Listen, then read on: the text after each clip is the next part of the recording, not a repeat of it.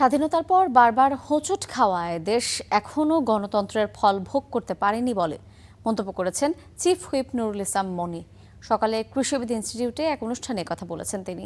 এ সময় গণতন্ত্র সংহত এবং মানুষের জন্য কাজ করতে এমপিদের ব্যক্তিগত সহকারীদের দায়িত্ব নেওয়ার আহ্বান জানান তিনি। বলেছেন, ব্যস্ততার কারণে সংসদীয় এলাকার অনেক খুঁটিনাটি বিষয় সংসদ সদস্যদের দৃষ্টিতে নাও আসতে পারে। ব্যক্তিগত সহকারী হিসেবে জনস্বার্থে এমপিদের তা স্মরণ করিয়ে দিতে হবে।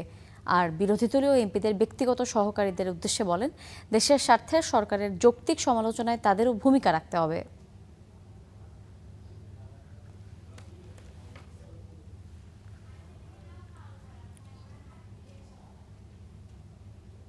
একজন পিয়ের কথা কিন্তু প্রায় এমপিরা শুনে, আমি নিজে শুনি, বাস্তব কথা।